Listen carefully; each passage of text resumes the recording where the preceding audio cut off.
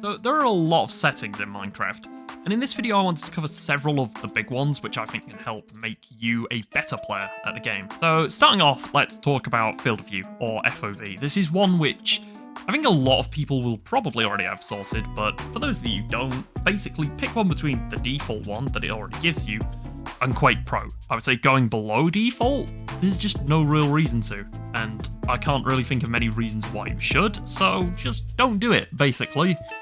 But in terms of actually picking one out, if you don't already have one that you're comfortable with, just mess about with the slider somewhere between default and Quake Pro. Personally, I use 90, and I would say this is very well rounded.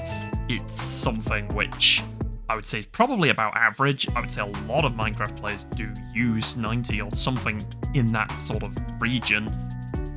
But really, there isn't a right or wrong answer. It's about finding the one that you personally prefer and you feel the most comfortable with. Anyway, once you have your field of view sorted, you might want to think about your sensitivity. And again, this is something where there just isn't a right or wrong sensitivity. It should be the one that you feel most comfortable with, and that applies to Minecraft, that applies to any video game you play. It should be the one that you feel comfortable with. Okay, but how do you find the best sensitivity for you?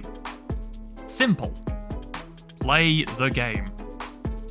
Okay, but like on a serious note, how do you actually find where to start with that? So, the best way I personally would say to start out with this is just trap a random mob in some slabs and get a weapon.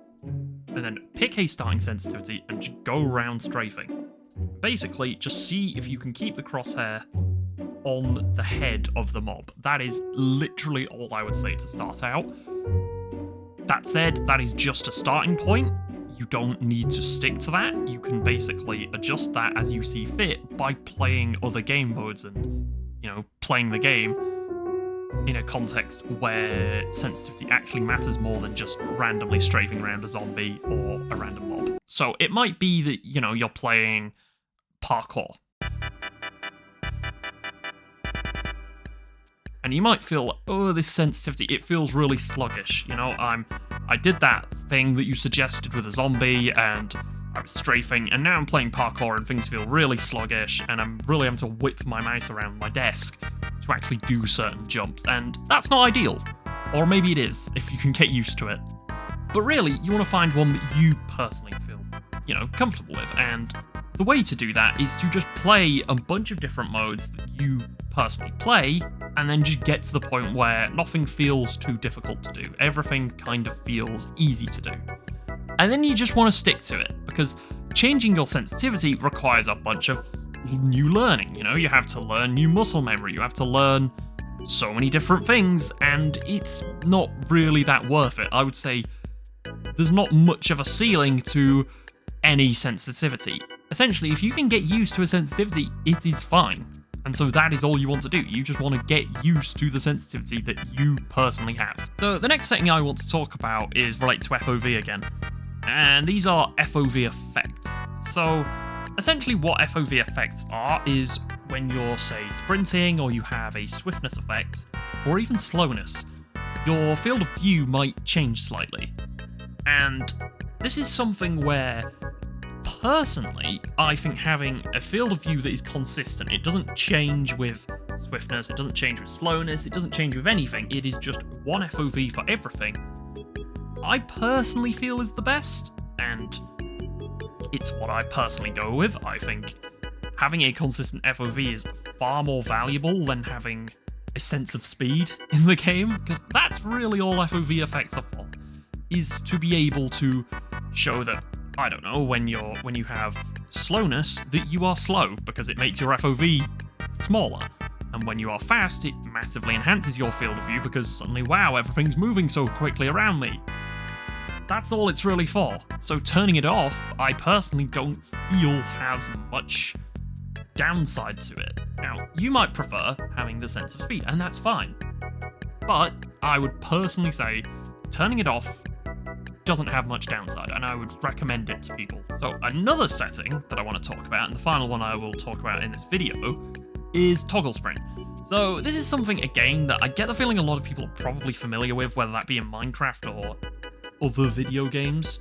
But it's not that hard to explain. Simply put, in Minecraft, if you don't have toggle sprint on, you will have your sprint key, say Control or Shift or whatever you might have it on, and then you press it down, and you have to hold it down in order to sprint, and then the moment you take your finger off of that button, you are no longer sprinting.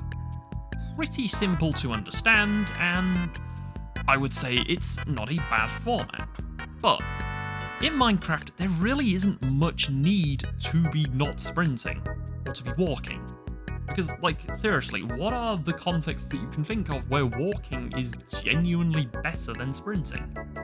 And so, being able to press the button once in a toggle, and then just never have to press it again, I personally feel is a lot more beneficial and a lot easier to play the game. So, should you use it? In my opinion, yeah, I think you should. But there are contexts in which I would say, no, maybe you don't use it. So one of these is maybe you play another video game and you're very good at that video game or you're very used to it, and that doesn't have toggle sprint. You hold down a button to sprint, and that is what you are used to doing.